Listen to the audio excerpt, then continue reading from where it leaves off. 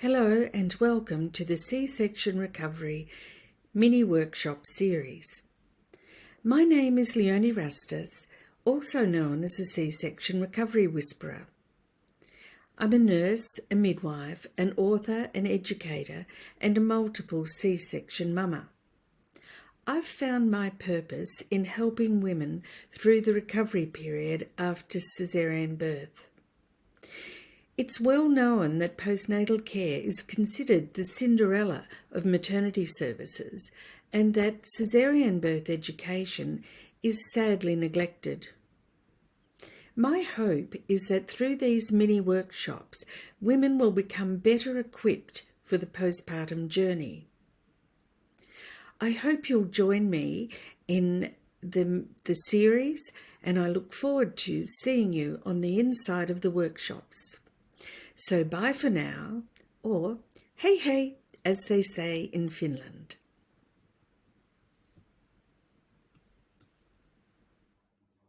Right, so hello again, and welcome to this mini workshop exploring the top 4 challenges after caesarean birth. At the end of the workshop, I hope you'll have a good idea of the challenges and struggles after C-section and have some understanding of how to mitigate those challenges. At the end, there'll be a time for questions if there's more information that you need. So let's get started. Many women are underprepared for the postpartum, and that's largely due to the relative lack of antenatal education, as well as the number of unscheduled caesareans of an emergency nature.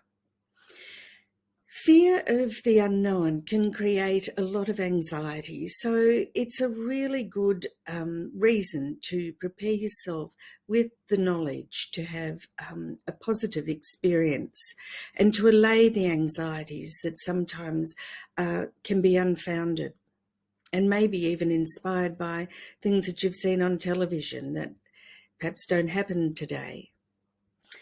Also, unrealistic expectations and the myth that a C-section is the easy way out. Some even say it's equal to vaginal birth with less complications. But diving deeper into the subject, you'll easily see that it is really not the easy way out. Also, some say that caesarean birth is not real birth. You haven't pushed the baby out. And that can cause guilt, failure, shame, and some even a stigma against caesarean birth. When I had my first unexpected C-section, I knew what was about to happen. As a midwife, I'd seen it all before. However, I had no idea what came next. It was a huge learning curve, and I had no family support nearby, so I had to learn through experience. For the subsequent C-sections, I was well prepared. I knew what I had to do to have a hassle-free recovery. So it's my hope that, unlike me, you will feel well-informed, strong, proud, and confident after this workshop.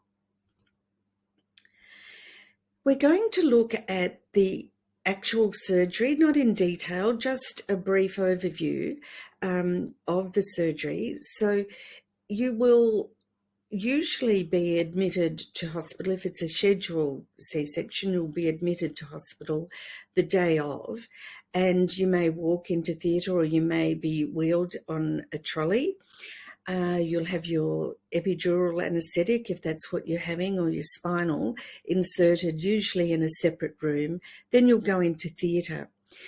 The actual caesarean procedure can take anything from 20 minutes to 30, 45. It's not a long procedure. So, you just to be aware that it has a beginning and a very happy ending is often a great help. So it can take, say, 30 to 60 minutes from start to finish. It's important to know that caesarean section is classified as major surgery. There are 5 layers involved. We have the skin that is cut through, then the subcutaneous layer, the muscle, and the peritoneum, which is a film over all of the abdominal organs, and then the uterine muscle finally to allow a baby's birth. So all of those layers need to be reunited and either stitched, stapled or glued together for healing. So the challenges in order of from the poll, what we found was the incision pain was voted the most troublesome, followed by coughing and sneezing, and I'll talk a little bit more about that. Then constipation and walking were the other 2 areas that caused challenge after surgery. So these results are quite different to results of a poll I read 3 years ago, where constipation was voted the number 1 struggle. So it's good to see that that issue has been addressed and is well managed today. And I know from clinical practice, these days, a lot of women are ordered a perience on day 1 after birth so that they can prevent the likelihood of constipation. So we'll start with the incision pain and just talk about where the type of pain that you will feel, where that comes from, and some ways that you can help reduce that pain. So as I've said the 5 layers are cut through, and the body has a natural reaction to trauma to become inflamed. So that's the first response, inflammation of the tissues around the incision where the trauma has been registered, begins to pool. And that's the beginning of the repair phase. So once the stitches are in, the healing begins. Oral pain relief will be given at this stage, and an ice pack also can offer added relief. So it's important to keep ahead of the pain, to make sure that you take your pain relief regularly. And it's also important to keep your bladder relatively empty so that there's no pressure from the inside on the internal stitches inside. So very important to get up and go to the toilet once the catheter's out, and not to delay it, because that can intensify the pain. So the healing time takes 5 to 6 weeks to fully close and heal all 5 layers. So it's important not to strain the area from heavy lifting, just the mechanics of driving, or any strenuous exercise. After 6 weeks, once the doctor has reviewed the incision and the healing, then you could commence scar massage, which has been shown to be very beneficial to reduce adhesions where organs can, become quite tight and stuck together. So it's good to be able to do that, and there's a lot of guidelines on how to do that. Mobilising. Now, it's tempting not to move unnecessarily after surgery, but it's really important. Research has shown us it's really important to be up and walking 6 hours after surgery. You will, of course, need assistance for getting out of bed and the first few times that you walk, but it's really important. And a good tip is to roll onto your side and push yourself up with your upper hand. Push yourself up, then swing your legs over to avoid that trying to get up from the lying to the sitting position. So just rolling on your side is a good tip. Preparation. We know that knowledge is power, so learning what will happen at your health facility, if a C-section is needed, is important, just to understand the procedure, what will happen, if, especially in the event of an emergency caesarean. It's just good to know what the process will be. So that sort of helps allay any anxiety and puts you clearly in the picture. Also, packing your hospital bag with extras like a cold pack. Music can often be helpful in theatre, and a cushion to hold over the incision during coughing and sneezing can be really helpful, just to give you reassurance that, you know, you've got support there over the incision.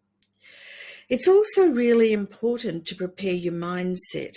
You might hear all sorts of stories from well-meaning people about what might happen, but it's really important that you are able to visualize a really positive experience and to trust your medical team. And maybe even some meditation can be helpful. I know Hypnobirthing have some wonderful positive caesarean birth resources. So just making sure that your mind and your body are really well prepared is a great idea. So understanding the limitations that C-section brings is a really important starting place. So you will need support with cleaning, shopping, meal preparation, washing and household chores. Remember that many people who have major surgery have weeks in rehab to strengthen. So give yourself permission to share the load. For 6 weeks, it takes 6 weeks to heal the wound and many months to feel as strong as you were before pregnancy. Just be kind to yourself and help yourself restore. In summary, the keys to overcoming the challenges of C-section birth are acquiring knowledge, preparing, engaging in preventative measures to prevent problems, and soliciting support from friends and family.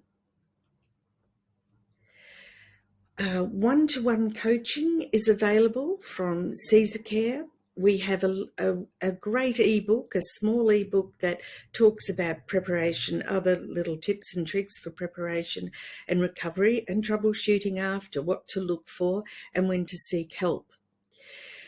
Recently, a colleague from the UK, a midwife over there who's worked extensively with women after caesarean birth in the home, joined together and produced a C-section recovery manual. And it's quite a unique resource in that it's 3 sections. The first section is 12 chapters of knowledge about all that goes with caesarean birth and also future births. There's a section there about what to expect for future births and the potential of a vaginal birth in subsequent pregnancies. We also have some blank journal pages there for you, and encourage you to sort of work through those and document your milestones and your struggles and your victories in the recovery phase. And then finally, we have a section with checklists, daily planners for you, just to keep you on track with your medications and your water intake and little tips and tricks for each week of your 6-week recovery.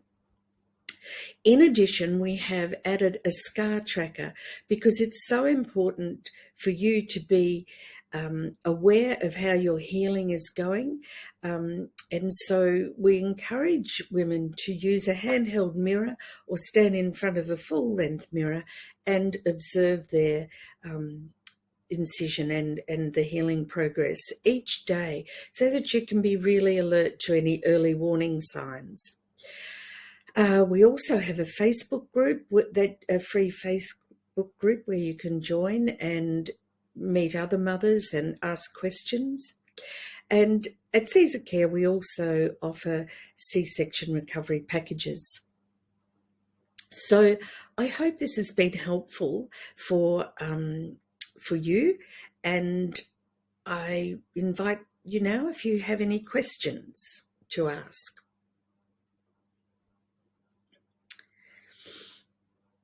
Okay, so how long do I need painkillers for? Well, that's really up to each individual. What happens is you will be prescribed a regime of medication, and it's really important not to knock back any. It's good to just keep a good coverage, because if you skip a dose, you'll find the pain spikes and it makes it difficult with everything, with walking, feeding, showering. So keep ahead of that. And every individual is different. Every individual's pain is unique. So some people take the pain relief for several days, some several weeks. It's really what you need to function well for you and your baby. Okay, another question. When can I drive again? Well, that is really up to you and your doctor. The reason you're not meant to be driving in the early phases is you need to be able to respond quickly if there's an emergency. And if that's going to cause you pain and stop you from taking emergency action, well, then it wouldn't be safe to drive. And certainly your insurance company would be looking at whether you were pain-free when you were driving in the event of an accident. So it's really a discussion that you could have with your doctor, or if you know that you're totally pain-free, then you can drive when that situation arrives. Okay, sleeping positions. When can I sleep on my stomach? Well, that really, again, depends on your individual pain score. It's usually a few weeks, but if you're well supported with pillows, you can probably just whatever your pain allows, basically. And I think it's really important that that you test that and don't push yourself. You know, if you're used to sleeping on your stomach and you're dying to get back to that, well, just pace yourself and see how you go. Okay, so how can I prevent complications with my incision? Well, the main complications with your incision are infections and breakdown, stitches busting open. So with infection, it's really important to clean your hands when you're touching the wound. Make sure you're always well cleansed hands, and when you shower, just use a mild soap. Just run the water and a mild soap over the wound and pat dry with a very clean towel. That's most important. In terms of breakdown, it's really important to support that wound during coughing and sneezing and even laughter. So a rolled up towel or a cushion is really important to just have at the ready if you need to do any sudden movements. That will help protect your stitches and give you more comfort. It'll reduce the pain that you might feel with the coughing or sneezing. And incidentally, I actually designed a simulation of a rolled up towel. You can see that it's called the SAC splint, or the surgical aftercare splint, which is on my website, which women have found really helpful. But a cushion and a rolled up towel is just as good.